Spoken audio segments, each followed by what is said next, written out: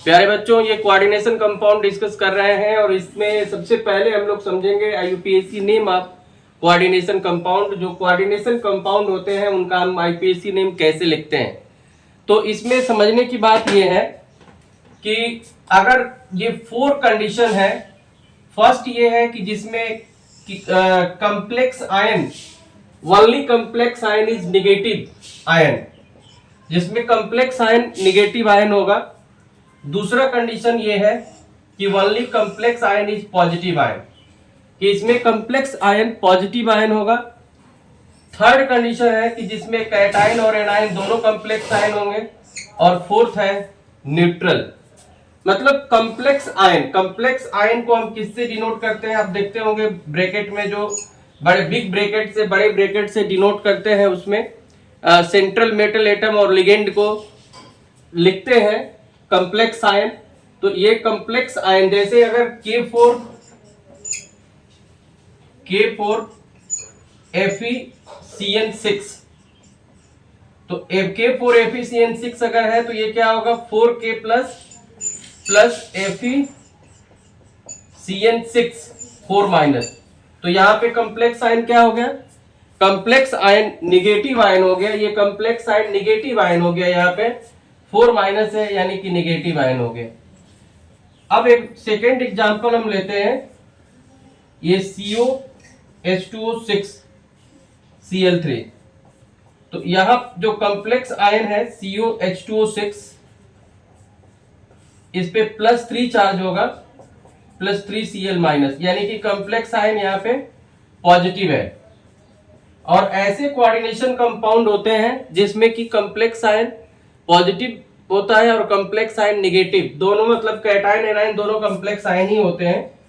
जैसे ये COH2O6 and CrCl6। तो यहां पे अगर इनका आयोनाइजेशन करेंगे तो COH2O6 ये 3+ होगा, पॉजिटिव आयन है, एंड CrCl6 3 माइनस हो जाएगा, निगेटिव। तो कंप्लेक्स आयन ही पॉजिटिव है और कंप्लेक्स आयन ही निगेटिव है। और फोर्थ में न्यूट्रल अगर हम ले लेते हैं, जैसे NiCO4 है, तो NiCO4 क्या है, NiCO4 एक न्यूट्रल कोऑर्डिनेशन कंपाउंड है, ना तो पॉजिटिव आयन है और ना ही निगेटिव आयन है।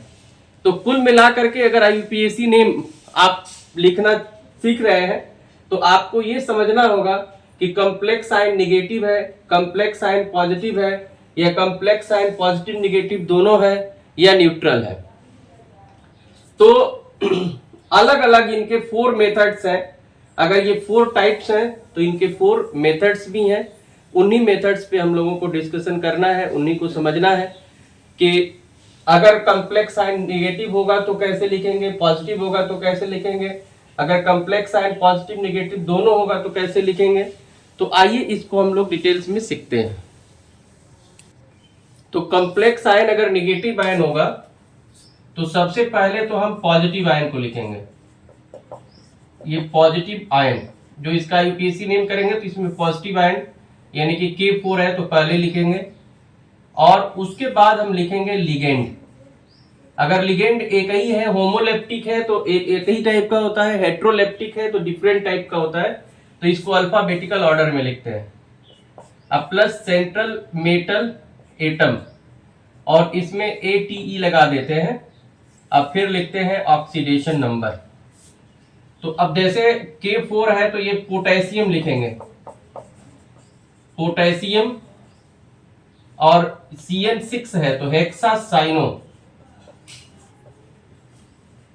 और Fe के लिए लिखेंगे फेरेट, और ऑक्सीडेशन नंबर इसका हो जाएगा 2nd। तो इस तरह से इसका नेम आप लिखेंगे। अगर मान लीजिए आपको लिखना है आईयूपीएसी नेम, ये COH2O6 Cl3, तो इसमें सबसे पहले आप लिखेंगे लिगेंड का। जैसे पॉजिटिव आयन तो अब ये कॉम्प्लेक्स आयन का जो लिगेंड है वो सबसे पहले लिखा जाता है, ligand plus central metal atom, oxidation number अब प्लस निगेटिव आयन। तो ये थोड़ा सा चेंज है। तो लिगेंड इनका होगा हेक्सा एक्वा कोबाल्ट, इसमें 8 नहीं लगाएंगे, केवल कोबाल्ट लिखेंगे। और ये ऑक्सीडेशन नंबर 3 है। अब फिर क्लोराइड Cl3 है तो ट्राई और डाई नहीं लिखते हैं, सिर्फ ये क्लोराइड लिख देंगे। जैसे यहाँ पोटेशियम K4 था तो केवल पोटेशियम लिख दिए। तो जो कंजुगेट आयन है, कम्प्लेक्स आयन के बाद जो कंजुगेट आयन है उसका हम नंबर नहीं लिखते हैं। जैसे Cl3 है तो केवल क्लोराइड लिखेंगे। अब जैसे हम ऐसे कंपाउंड नंबर की बात करेंगे जिसमें कि कैटायन एनायन दोनों कॉम्प्लेक्स आयन हो। जैसे ये CuNH3 6 एंड CrCl6। तो सबसे पहले इसका लिगेंड लिखेंगे हेक्सा एमीन कोबाल्ट 3। फिर इस कॉम्प्लेक्स आयन का निगेटिव वाले का लिखेंगे हेक्सा क्लोराइडो क्रोमेट लिखेंगे। यहाँ पे निगेटिव आयन में अगर सेंट्रल मेटल एटम होता है तो ATE लगा देते हैं, क्रोमेट 3। और अगर न्यूट्रल है, न्यूट्रल अगर है जैसे NiCO4 तो टेट्रा कार्बोनिल निकल, बस केवल निकल रहेगा 0। तो इस तरह से अगर आप ये जो कोऑर्डिनेशन नंबर का IUPAC नेमिंग कर रहे हैं तो इन चीजों को ध्यान देना होगा कि कॉम्प्लेक्स आयन निगेटिव आयन है या कॉम्प्लेक्स आयन पॉजिटिव आयन है, या फिर ऐसे कोऑर्डिनेशन कंपाउंड जिसमें कि पॉजिटिव आयन और नेगेटिव आयन दोनों कॉम्प्लेक्स आयन है, या फिर न्यूट्रल है। तो अगर निगेटिव रहेगा तो पहले आप पॉजिटिव आयन लिखेंगे, फिर लिगेंड लिखेंगे, फिर सेंट्रल मेटल एटम ATE लगाएंगे और ऑक्सीडेशन नंबर। उसी तरह से अगर ये कॉम्प्लेक्स आयन पॉजिटिव है तो लिगेंड और central metal atom, oxidation number negative ion. और अगर कैटायन एनायन दोनों कॉम्प्लेक्स आयन है तो पहले आप एक जो पॉजिटिव जो कॉम्प्लेक्स आयन है उसका आप लिगेंड लिखे, फिर सेंट्रल मेटल एटम, फिर इसका लिगेंड और सेंट्रल मेटल एटम में ATE लगा के कोऑर्डिनेशन नंबर लिख देंगे। तो इस तरह से आप IUPAC नेम लिखेंगे। और इसमें बहुत सारे जो प्रॉब्लम्स हैं जो आप लोगों के एक्सरसाइज में दिए रहते हैं, आप उनको सॉल्व करना है, इन्हीं मेथड से सॉल्व करना है।